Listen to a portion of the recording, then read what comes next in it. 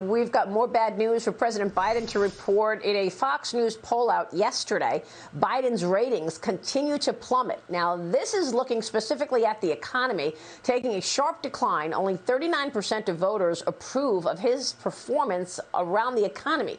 That is an 11-point decline just from September. His overall job performance, not much better. Fox News finding only 46% of voters approve after the botched withdrawal in Afghanistan, the wide-open border. That number is even lower for Congress, though. Nearly 6 out of every 10 voters disapprove of Democrats and Republicans in Congress. Joining me right now is former senior advisor to the Clintons, Mark Penn. He is also the CEO of MDC Partners and the Stagwell Group president and managing partner. Mark, it's great to see you. Thanks very much for being here. I think the last time we spoke, we also talked about these plummeting ratings for President Biden. Your reaction? Well, it seems like the president seems to be pouring gasoline on his own fire here, because the ratings keep going down. There's been really no progress by the administration in any of the major issues. And the most important thing in the Fox poll is the economy, which is the #2 issue after the virus. Really, the president has taken a huge slide here, and 9 out of 10 are concerned about inflation, and particularly, gas prices.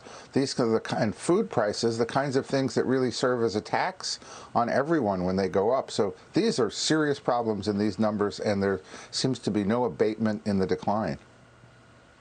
Well, part of it is all of the lying that we keep hearing about. I mean, President Biden giving out mistruths on everything from the wide open border to using an ID to vote being a Jim Crow situation to economic issues as well. I mean, he traveled to Pennsylvania yesterday to try to sell this massive spending plan. $5 trillion, and they're trying to get it to $2 trillion, and he continued to make these puzzling claims. Listen to this. The cost of the Build Back Better bill in terms of adding to the deficit is zero, because we're going to pay for it all. In addition to that, half of it is a tax cut. It's not spending money, it's a tax cut for working class people. When you talk about the number, we shouldn't even talk about the numbers, because it's all paid for, written in the same piece of legislation. So let's be clear. Half of this plan is not a tax cut at all. In fact, taxes are going higher. They're going to overturn the Trump tax cuts. Kristen Sinema is now pushing back, saying that she's opposing raising taxes on corporations. And because she is pushing back, apparently she's stymieing the Democrats' tax increase plans on corporations, high-income earners. They've got to get her on board. They've got to get Joe Manchin on board. They've got to get Mark Warner on board. Your thoughts? Well, look, I think the Democrats here may eventually get everyone on board. I think now they're talking about $2 trillion. Manchin's at $1.75 trillion. The voters, frankly, in polls are closer to $1 trillion. I don't think comments like President Biden makes that it's not going to cost anything, that it's all a tax cut, are particularly productive to his viewpoint. I think that they never held the kind of hearings or said, let's like child care and pass a child care bill that might have gotten public approval. I think the public sees this as enormous taxing and spending. And I think this bill adds, as I said, more gasoline to the fire that we see going on here on the issues of immigration, crime, inflation, economy, deficit, and foreign policy. This is why these ratings are well underwater. And President Biden's favorable ratings, it used to be his chief asset. That, well, I really like him. I may not agree with everything he says. Those actually have fallen below 50% in most polls that I see as well, and particularly in swing districts. And that's a problem. He's lost that personal likability edge.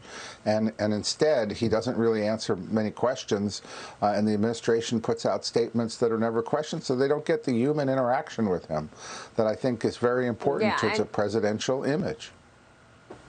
Yeah, and the lies are just beyond, about vaccine mandates is another one. I'm not going to have a mandate. Well, we got mandates. Here's Cornerstone Macro and Andy LaPerriere, who joined us yesterday, saying that they are trying to cram $4 trillion into a $2 trillion package with more gimmicks. Pretty much basically saying that some of these programs, huge programs, by the way, will sunset after only a short period of time, and we know they're not going to sunset. Dagan McDowell, jump in here, because once you have a major federal program in place like a child tax credit, it's hard to take it away. Mark, doesn't this administration understand that they're trying to push trillions of dollars in additional spending, vast new century entitlements, as I call them, at a time, one, when inflation is surging? You don't spend more money and try to con the American people into thinking that it's good for inflation to spend all that. They know better, number one. And number two, Social Security and Medicare are going bankrupt. The Medicare Hospital Trust Fund runs out of money in 5 years. Benefits get cut immediately by 9%. And don't the people in the White House understand that you cannot sell trillions of dollars in new spending at a time when inflation is crushing hardworking Americans? Well, obviously, if the White House understood the political dynamics of what they were doing, they would have changed course a long time ago.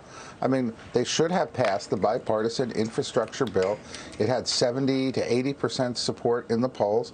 People want physical infrastructure, and then taken this up separately or listened to Manchin and waited a bit to see if inflation subsides before trying to do this enormous, trillions of dollars of additional tax and spend. Now, the White House strategy obviously so far has not been successful. When you looked at the president's numbers, it plunged from having almost 60% approval now to, in this poll, 46, and many other polls even below 40. All right, we will leave it there, Mark. And you make a really great point on all of that. We so appreciate it. Mark, do you think this plummeting situation impacts the midterm elections in 2022? Before we go, real quick. Oh, absolutely. I mean, if the president is not, having successful ratings on key issues like the economy and things fundamental like gasoline prices and food prices, that's going to have an enormous effect. Look, right now, unless the administration changes course here or in a lot of the things it's doing, it's headed for pretty gruesome midterms, and I think they know it. All right, Mark, thanks very much.